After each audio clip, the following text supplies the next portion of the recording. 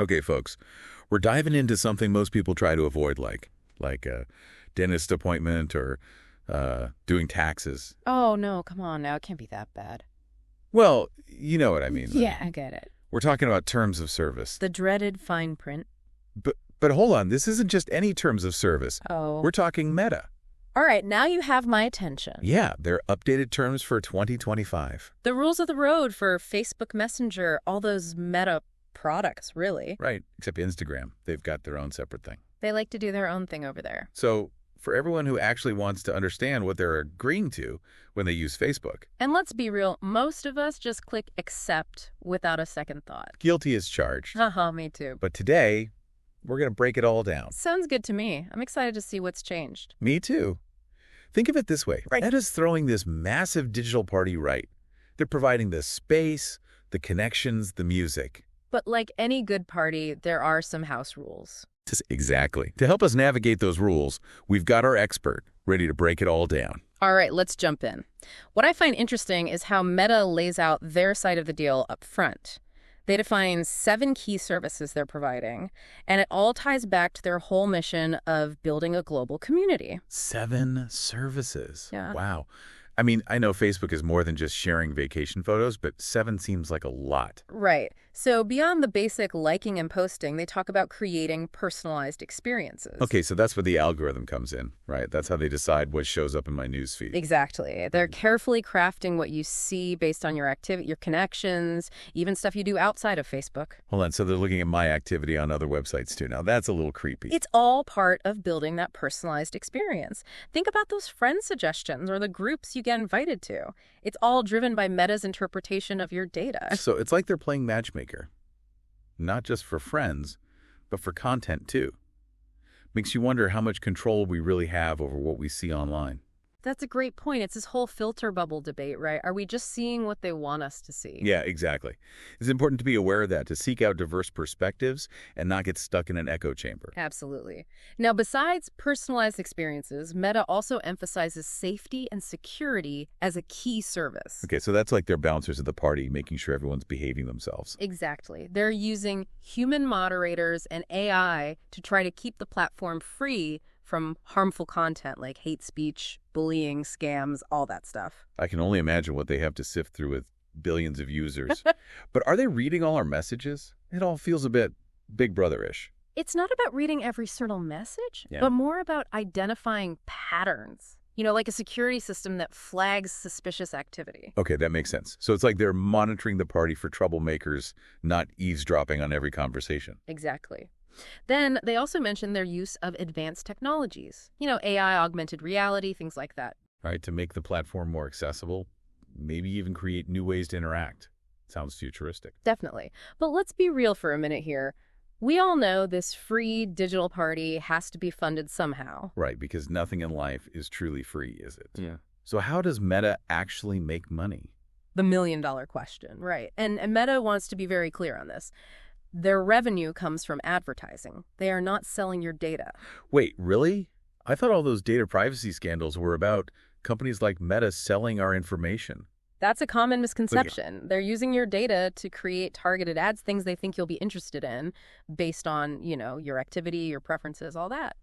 So instead of those creepy ads following me around based on my browsing history, it's based on what I do on Facebook. Precisely. They analyze your activity to figure out what you might like, and they do provide advertisers with reports on how their ads are performing, but those reports don't include any personally identifiable information. Okay, so they're not handing over my entire digital profile to some random company. Hmm. Phew, that's a relief. Yeah, it's more about using aggregated data to target ads effectively. So it's a pretty good deal, right? We get this personalized platform, all these tools to connect with people. They're working to keep things safe, and it's all funded by advertising revenue. But I'm guessing there's a catch. You're right. Every party has its rules, and Meta is no exception. They outline 3 main commitments they expect from their users. Okay, let's hear it. What are the house rules we need to follow to stay on the guest list? First up, who can actually use Facebook? No under 13s, which is pretty standard.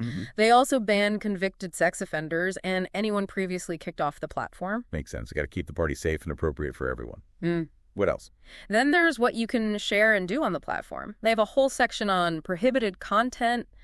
illegal activities, spreading misinformation, copyright infringement, a whole bunch of no-nos. So no posting that hilarious movie clip I just downloaded. Yeah. Even if it's, like, super funny. Nope, they're pretty strict about intellectual property rights.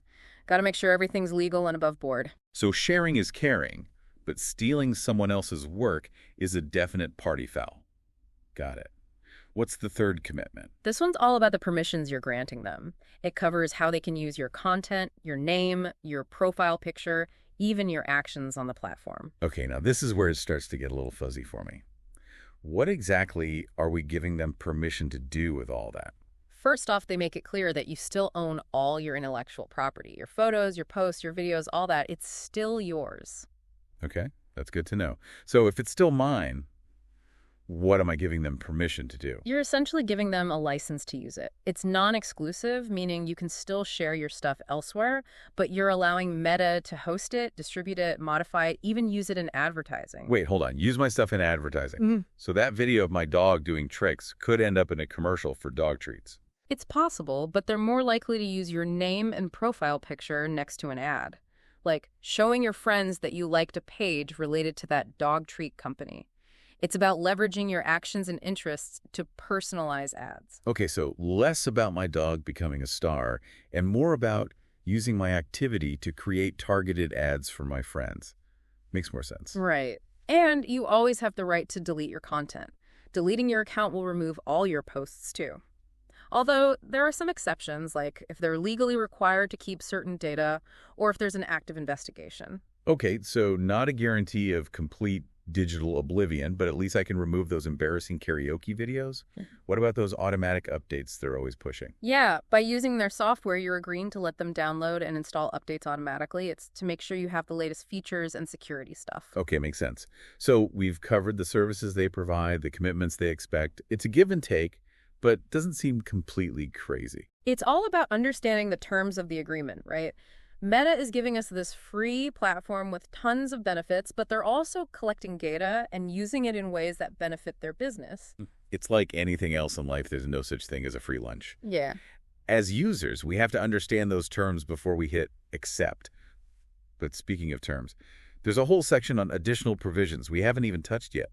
Stuff like account suspension, limits on liability, even dispute resolution. That's where we get into the real nitty-gritty, the stuff that's often buried in the fine print. All right, well, let's not bury ourselves in suspense any longer. Let's get into those additional provisions, shall we?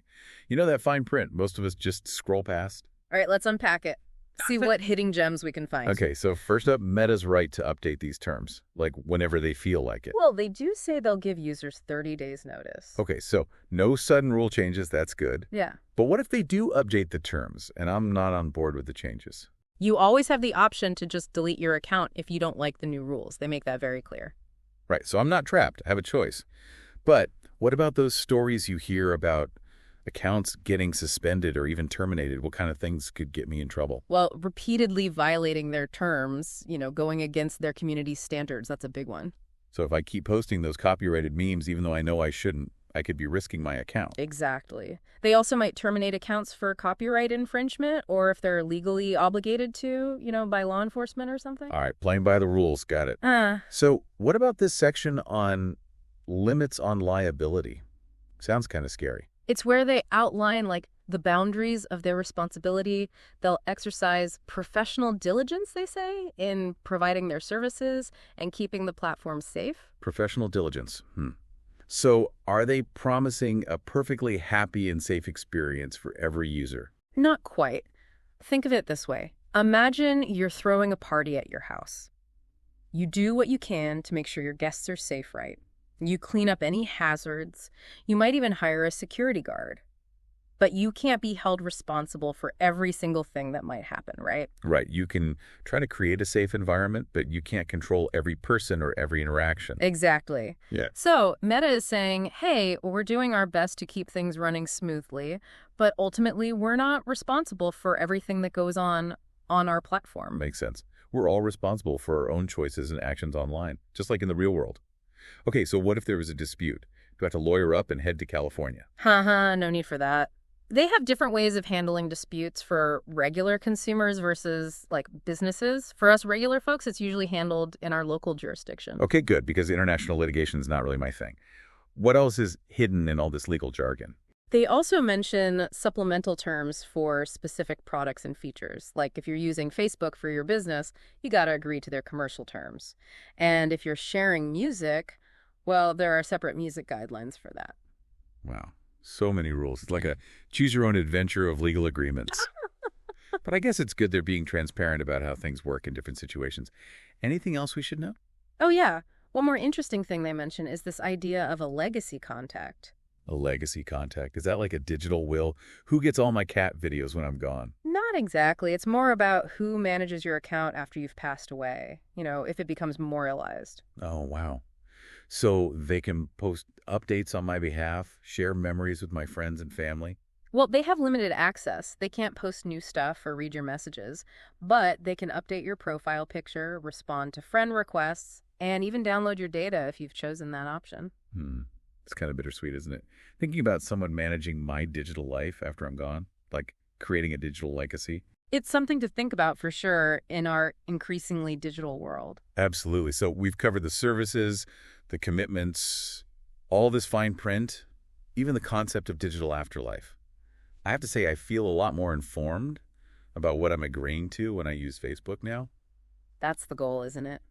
These terms can be pretty overwhelming, but taking the time to understand them really does empower you to make more informed decisions about your online life. Right. It's not about being scared of technology or ditching social media entirely. It's about knowing the rules of the game and making choices that align with our values. Couldn't have said it better myself. Finding that sweet spot between enjoying the connections these platforms offer and protecting our privacy. So, bottom line, should we all be running for the hills and living off the grid? Should we all be deleting our Facebook accounts and becoming digital hermits? I don't think it's about going off the grid completely, more about understanding the trade-offs, right? Right, because there are benefits to using these platforms, too. It's not all doom and gloom. Exactly. Meta wants to personalize our experience, connect us with relevant content friends, even show us ads we might actually like. So they're saying, look, we're giving you all these cool tools for free. Just let us take a peek into your digital life a little. I get it, it's tempting. But yeah, that peeking, that's where the privacy concerns come in. Right. It's that balance between convenience and having control over our information. It's like wanting to have your cake and eat it too. Personalized recommendations, but without sacrificing my privacy. Exactly. And that's why it's crucial to actually read those terms of service understand what you're agreeing to, what permissions you're giving them, make informed choices about your data. You're right. It's like signing a contract. You wouldn't just sign it without reading it, right? Yeah. Especially if it involves my cat videos. Haha, exactly. It's easy to feel overwhelmed by all the legal jargon, but taking the time to understand those terms, it can empower you. You can navigate the digital world more consciously. You know what? This deep dive hasn't turned me into some paranoid anti-tech person. It's just made me a more aware user. That's a great outcome. It's about finding that balance, enjoying what these platforms offer, but protecting ourselves too. So what's the takeaway for our listeners? What should they do after listening to all this? Don't abandon social media entirely, but be informed. Take some time to explore your privacy settings, see what data Meta's collecting, and adjust your preferences. Make it work for you. You know what? I'm going to do that right now, actually. I never really paid much attention to those settings before. It's easy to overlook them, but it's worth it. It's like taking control of your digital life, right? Making choices that align with your values. Exactly. Well said. All right, listeners, we encourage you to do the same. Take a look at your privacy settings on Facebook, see what information they're collecting, and make informed choices about your digital life. Knowledge is power, especially in the world of social media. And hey, maybe we'll see you in the metaverse someday. But we'll be the ones carefully reading the user agreement before we log in. Thanks for joining us on this deep dive into Meta's terms of service. Until next time, stay curious and stay informed.